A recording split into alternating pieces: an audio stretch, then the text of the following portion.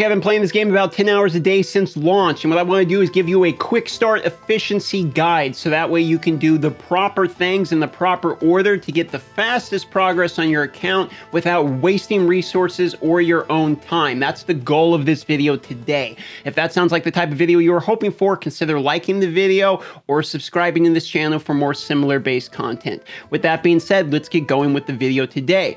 First and foremost, before you do anything, okay, you have to clear through chapter 2.8 in order to be able to get your rookie summons. First thing I'll mention right off the bat. So the very first thing you do, just go through all the chapter until you get to chapter 2.8. Once you've cleared chapter 2.8, you get your rookie summons. The rookie summons on the bag 1, 3, and 5 will have a legendary, and you're going to pick the best out of those 3 legendaries. Now you might ask yourself, okay, well, what is the best of the 3 legendaries I'm really looking for? Well, it depends upon what kind of build you're going for. However, there is a number of heroes that are very good I want to mention briefly. You cannot get a light dark legendary out of your rerolls, meaning you're going to not get the 0.1% chance, you always get the 1% chance legendaries, okay? So you can't keep rerolling until you get like literally the best light dark hero, like Light Dawn Ivra, for instance, okay?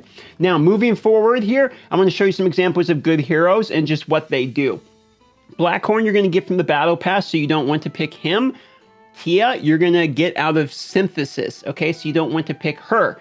Same with Sierra, okay? Even though she's a very good farmer due to the nature of her passive, which when somebody drops below 50% HP, she does an AoE, makes her clear through waves very quickly, you still don't need her as one of your starting heroes. I picked Hector, but for the guild boss damage, he's actually very good in bosses because he gives himself consistent bonus turns. However, you can also go with Hydriessa, who is considered one of the best, if not the best hero in the game, strictly because she has consistent speed down and you can AoE that. So she's very good in PvE, plus both her moves are AoE. You can see there, throws ice spears and then does splash damage, etc. So she does good damage on top of basically having speed down. That's a good option as well. Now, those options are particularly good because if you pick those are heroes that can't be synthesized. So if you pick any of these 3 legendaries you see here, these ones you're basically going to be getting duplicates at some point, which is why I say don't get Blackhorn either, as you can get Blackhorn in the current battle pass. I do recommend getting the battle pass. I think it's actually very worth it. It's one of the better battle passes I've seen in these type of games. Okay, moving forward. So once you've gotten through really the beginning, and I don't want to talk about re-rolling too much because I've covered that a little bit in my previous video. Once you've gotten through the portion where you do your re-rolls and you pick the hero you want, from there on forward, what you really want to focus on is making sure that your FOODY'S guides are getting done. FOODY guides are not retroactive, meaning you have to do the thing it's asking for as you're doing it. Now, some of them, which is like own 5-star heroes, for instance, 3 5-star heroes, this one's technically retroactive because it's just telling you to own something. It's not asking you to do something. But the ones that are asking you to do something do, in fact, require you to go through them. For instance, like the complete 5 bounties. That's going to have to wait for another day to be able to get that one. So you can actually be time locked out of these quests if you do not focus on doing them as soon as possible. So I recommend the FOODY'S quest because you're going to be getting an epic and legendary from there. Stage 2, 1,000 diamonds, which is great, but stage 3 is the big deal because you get a guaranteed legendary hero. So with the battle pass, with the 3 you can synthesize, and with this one, okay, that right there is 5 legendary heroes plus the star of their legendary hero. That's 6 legendary heroes we now know that we can get so far in the game for free just by playing the game. Now, how are we going to get some more heroes? Well, if you click on your main hero here, you can see Hero Development, Master the Elements, Conqueror Dungeons, and Season Victor. If you go through these are going to help you upgrade your heroes effectively. It's going to allow you to develop your heroes. You can go through Master the Elements. It's going to help you get the ability tokens, etc. you can for your hero to help them level them up. So basically, it's very obvious you want to focus on your quests, okay? That's not the only spot you actually get free heroes, however. If you go to Covenants, you're going to see in Covenants, there's effectively quests that can be done that once you have the quests done, you can see clear stage 3, 4, and then clear any stage in No Man's Land 3 times. Now I can challenge Connor. Well, when I challenge Connor and beat him, I'm actually going to straight up get that hero for free. Now, if you didn't know, a lot of the elites in this game are actually very good, Connor being one of them. So people like Connor or Zachary are really good. This game does a very good job at allowing epic and elite heroes, aka rares, to be extremely viable in this game. Plus, when you ascend heroes, meaning gain duplicates of heroes, it makes them significantly stronger as well. So for that reason, if you do a bunch of pulls in the beginning or something, or you get a bunch of elites, consider using those as ascensions. So therefore, I have a Connor, right? There we go. I got my Connor. And now what I could do is I could go into my heroes. I could find that Connor. And if I have a duplicate Connor, I could use him as an ascension. Here's an example I'm going to use right here. I have 2 epics. And what I'm going to do is I'm going to ascend one of them. Now, keep in mind, there are some heroes that are required for the synthesis. So maybe don't ascend up all those heroes that you're going to want for the synthesis, because if you go back and you actually look now at the altar, which is where we're going to do the synthesis, which is basically a fusion here, you're going to see it requires these epics. So I want to make sure that I have 5-star of these epics eventually, and I'm not sending them and booking them or abilitying them and all that, because they're going to be deleted out of the game in order to get a legendary hero, their father essentially. Okay, so don't waste some resources there as well. Now let's talk about banishment real quick, since it is next to the altar as well. I haven't used this yet, but this is essentially what you can do is you can go through here and you can turn these into shards, and you can use the shards to then purchase things from the market. And the market will allow you to get more shards, etc. I'll show you here that your hero essence shop. You can see you can get different things from the market. Now, what exactly is the market? Well, the market is a place that allows you to buy materials out of it at different times, okay?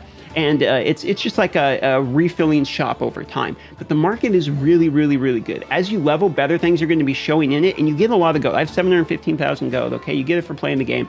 And these upgrade tokens that will enhance your gear are some of the most crucial things to get in the game, because it's really hard to farm them. You can also get glyphs, which you straight up have to farm through the campaign in order to get. Look, 20,000 coins for this special ring charm, 100% worth it. You can also buy ability materials, and even the low level gear you want to buy, because you can crunch in your low level gear to help enhance your higher level gear as well. I myself do the 20 gem purchase in order to refresh it, and then I let it refresh on its normal timeline, because I think the 20 diamonds are worth it in order to be able to purchase all these extra materials. And in my own opinion, plus I just desperately need the gear. Gear is very hard to get in this game. You have to clear through the dungeons in order to get it. So going through and clearing the campaign from the beginning is going to be one of the best things you can do. Now, I want to talk about the jelly system. One thing that's really good to do is to go in and buy these double XP cards. I'm going to buy one myself here, because that gives you twice as much experience during the amount of time you have it running. Well, if you have heroes that are effectively strong enough where they're completely maxed out, like let me give you the example here. If I have all these heroes and they're completely maxed out, I have 60, 60 or 50 or 40 or whatever, they're just max level for whatever rank they are. For instance, I could put 40s in. Then what will happen is all that bonus experience that is effectively getting wasted because they can't level anymore gets converted to jelly. So what you can then do is go and use the jelly that was converted, and it's converted at 100% rate, so you don't lose any of it, and you can then level up whichever heroes you want. So you can use any heroes you want at any time you want and not worry about wasting experience. For this reason, I also highly recommend having the jelly, the jelly 2X available at all times, because while you're clearing through, for instance, like for me, if I go and where I'm currently stuck is I'm on hard 8, I think is where I'm at, 8-7. While I'm going through and clearing hard 8-7, because I'm using all my best heroes and it's really difficult to beat, and they're all maxed out, I'm still going to be able to get myself that bonus experience, and it's not getting wasted. Now it's a little bit, sorry, I'm struggling a little bit with the UI here, trying to get to the chapter 8. Let me show you here. So I can go to chapter 8 here. And then what I can do is I can go through and start clearing this, and the jelly will be 2x, so I'll get, 14k, etc. And then I can take that jelly and I can roll it into another hero. That's how I've been doing that. Now, in terms of leveling up your actual heroes, it can be difficult because you need other heroes at this, at higher rank. Like if you're 4-star and trying to go 5-star, you need 4 others at 4-star. Now, there's pumpkins, which pumpkins are sort of like chickens if you're familiar with League, and will allow you to use them as fodder. But there's also these guys called FOODY'S. I don't know if I have any right now, but it's a hero called Foodie, and you can get them in the market for 80 gems, okay? And what they're going to let you do is you can level the Foodie heroes, and it will take less experience to level those heroes. That way it's easier to make fodder, and you can just use the Foodie for them. I do recommend doing that because it saves you 20% of the jelly, and it can be quite expensive to get a 5-star food. I'm going to throw this in here even though it's 100% confirmation bias, but I swear that single pose are better luck than 10 pose. I'm just going to throw that out there. Doing single pose, I was pulling legendaries like every 30, okay? And maybe I'm confirmation biased and an idiot, but this game has a bajillion bugs in it right now. I mean, literally my friend got the Battle Pass max level for free, just out of nowhere. And like I've been able to buy the one-time offer twice where it just guarantees you a legendary for 29 bucks. So there's definitely bugs.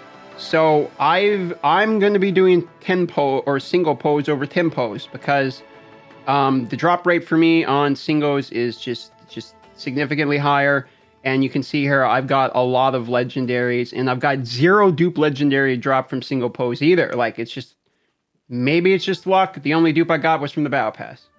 This game has a ton of free rewards, so just by doing the campaign and actually going to the campaign that you were already on and clicking chapter details and clearing the chapters, you're going to get free pose, free diamonds, depending upon if you're hard or normal. You see if I'm on normal here and I go to chapter details, 100 diamonds, but you also get chicken and meal coupons, so you can get a lot of freebies there. In the index, every time you acquire new heroes, you can click on them, go to bio, and you can actually grab free diamonds for unlocking a hero that you haven't had a chance to unlock yet. Same with the bonding information. You get more free gems from going to bonding. So don't forget to go around and collect your freebies. I didn't realize that I could collect my freebies. So that is one way you can do your summons and then still save a 10 pull worth of summons, is if by the time you go through the hard campaign, you can get another 10 pull by collecting all of the 10 chapters. Now, the last boss is sort of difficult, keep in mind, so you might want to save the 10 pull regardless. Now, if you're looking here and you're trying to think about what is the thing I need to focus on first and foremost, it's going to be your time-gated things. So every day when you log on, you effectively want to get your basic rewards done, your daily quests, because they reset every day. You want to make sure you're never capped on your arena token. See how I'm 10 out of 10? That's not a good thing. What I want to do here is refresh this, go find people I can beat, continue to do these battles. You can see I'm falling in ranks. I'm rank 173. I was like rank 40 or something yesterday because people are playing their battles all the time. These battles don't reset during the day. They reset every hour. So you want to make sure you're never capped, so at least you're getting those points to be rolling in over time. Speaking of arena is really important to go first. How does going first work? Well, the way speed works in this game is the person with the highest speed in the game goes first, like most games. However, the person who's, let's say, 300 speed versus the person who's 100 speed does not get 3 turns to that one person's turn. There is no lapping.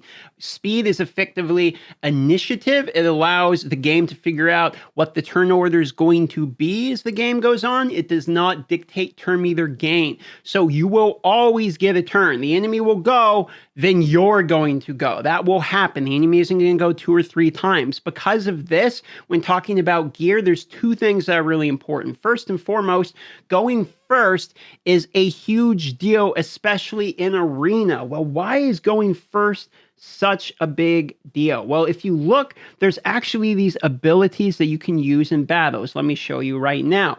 When you go to do a battle, there's these summoner spells on the side, these, spells that you can use on any hero, right? That are effectively tied to your account, not to your hero. Well, when you use these spells, it doesn't count as the person's turn. It just happens. So on my first turn, I can immediately defense down and then just go again. So now they all have defense down. And on the next turn, I can then use this AoE, which again doesn't count as my turn. And I could have gone again with another AoE. Neither of those count as turns. So if you have the first 2 turns, you effectively get twice as many moves.